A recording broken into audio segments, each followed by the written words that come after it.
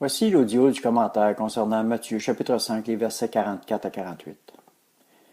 Mais moi, je vous dis, aimez vos ennemis, bénissez ceux qui vous maudissent, faites du bien à ceux qui vous haïssent, et priez pour ceux qui vous maltraitent et qui vous persécutent, afin que vous soyez fils de votre Père qui est dans les cieux, car il fait lever son soleil sur les méchants et sur les bons, et il fait pleuvoir sur les justes et sur les injustes. Si vous aimez ceux qui vous aiment, quelle récompense méritez-vous? Les publicains aussi, n'agissent-ils pas de même? Et si vous saluez seulement vos frères, que faites-vous d'extraordinaire? Les païens aussi n'agissent-ils pas de même? Soyez donc parfaits, comme votre Père céleste est parfait. Commentaire. De cet enseignement que Jésus nous a laissé, il nous montre la méthode, le moyen, la volonté du Père pour que nous soyons des fils et des filles accomplis du Très-Haut. Verset 44. Mais moi je vous dis, aimez vos ennemis, bénissez ceux qui vous maudissent, faites du bien à ceux qui vous haïssent, et priez pour ceux qui vous maltraitent et qui vous persécutent. J'ai entendu dire que certains dirigeants enseignent de ne pas essayer d'être parfaits, que c'est impossible. Moi je vous dis que ces enseignements vont à l'encontre de la parole, car c'est un enseignement du Maître pour tout disciple qui désire le suivre. Verset 48. Soyez donc parfaits, comme votre Père céleste est parfait. Comment? Relis le verset 44 et applique-le dans ta vie. Applique l'amour dans ta vie. Pas d'amour pour ton prochain. Pas de pardon pour ceux qui te persécutent. Pas de paradis à la fin de tes jours terrestres. Verset 46. Si vous aimez ceux qui vous aiment, quelle récompense méritez-vous? Les publicains aussi n'agissent-ils pas de même? Si les païens sont des perdus qui ne méritent pas la vie éternelle, Jésus compare tous ceux et celles qui n'ont pas d'amour à des païens. Réveille-toi et cesse de croire que le Seigneur est mort pour justifier ton comportement. Vis d'amour et suis son commandement.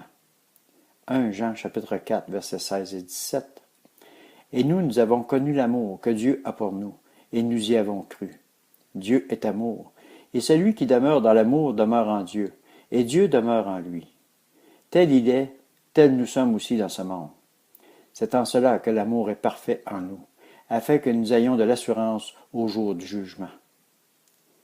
Tel il est, lui, tel nous sommes aussi dans le monde. Alors que ceux qui enseignent le contraire retournent à leur Bible et vérifient s'il leur manque des versets. N'oublions jamais que tous nous comparaîtrons devant le tribunal de Christ pour répondre de nos actes. 1 Corinthiens chapitre 5 verset 10. Car il nous faut tous comparaître devant le tribunal du Christ, afin qu'il soit rendu à chacun, d'après ce qu'il aura fait dans son corps, soit en bien, soit en mal. Que ta marche sur cette terre soit sainte, remplie de paix et d'amour. Hébreux chapitre 12 versets 14 et 15. Recherchez la paix avec tous et la sanctification, sans laquelle personne ne verra le Seigneur.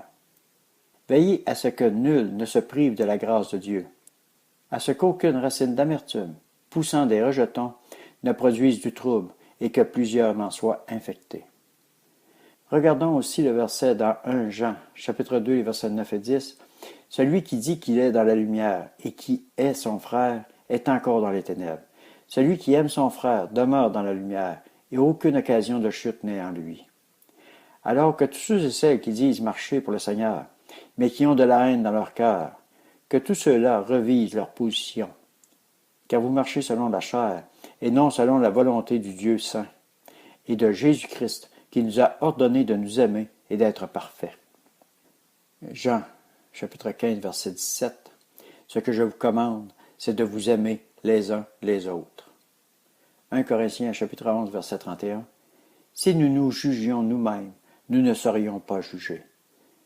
Je sais bien que la marche selon le Seigneur comporte des embûches que l'ennemi multiplie. Mais si nous trébuchons, il nous faut nous relever et continuer, et non rester là en nous disant « Le Seigneur nous aime ». Oui, le Seigneur nous aime, mais il nous aime en étant comme lui le désire, et non en étant comme notre chair le désire. 1 Jean chapitre 1 verset 5 à chapitre 2 verset 2.